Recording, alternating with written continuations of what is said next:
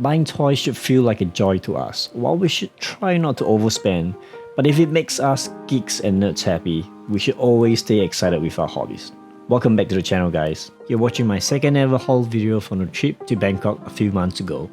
Before I get started, it will help me out if you just hit that subscribe button to support my channel. I've always been a big fan of the Sengoku era thanks to games like Dynasty Warriors, Samurai Warriors, and now TK. So samurai figurines and the like have always been a plus to me, so I have quite a big collection of these figurines, and this trip I bought plenty. Besides these two new Alphonse figurines that I bought, I also got several vintage samurai figurines, miniatures and gachas like Shingen Takeda, and a couple of these really cool looking stuff that are not easy to collect or find even in Japan. Occasionally you might find them at the cheap bins if you're really lucky, but they have super high quality details and are really awesome collectibles. I also bought this random old Magneto Gachapon figurine as well. Next up is this Shin Megami Lucifer figurine.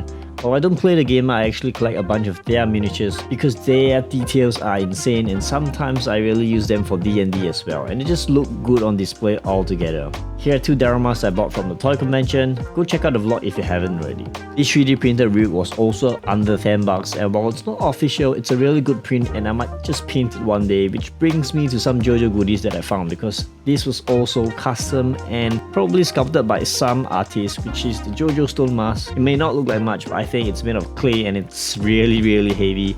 Then there are these two Sword Fighter figurines of the Full and Sheer Heart Attack. Both of them are really rare, and one of them I found at Masaru, and each of them I bought for about under $50, which is really a steal in my opinion. There are also these super cool mini JoJo stands, but I only ended up buying just one. And a big one for JoJo, I found these super old gacha figurines, and they are so dope. Just look at this Jonathan vs Dio diorama, and they are two separate figurines by the way. I just put them together and they look awesome.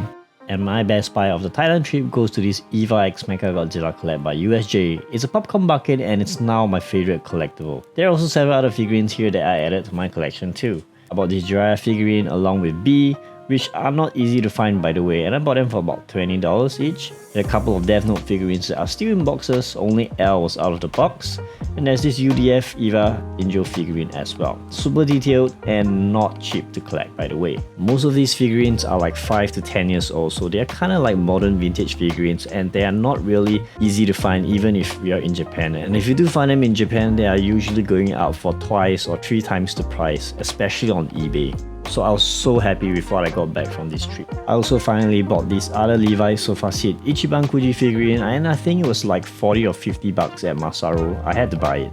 Last but not least is a whole bunch of Fist of North Star miniatures, gachapons and mini busts. These are just really so detailed and they are awesome collectibles, especially if you're a fan of Fist of North Star. They are kind of like the reason why I love vintage and old school toys so much, because they don't do them like these anymore with the amount of details and the color and the pin. I just hope some of the new collectibles can use some of these old school concepts. And yeah, there you have it. This is the end of the haul that I got from you. There are a couple of toys that I didn't include in the video, but they're either too big to show off because of the boxes and it was really inconvenient. But if you're interested, just let me know. I'm happy to show you more videos like this in the future. Don't forget to subscribe to the channel, and I'll see you guys in the next one.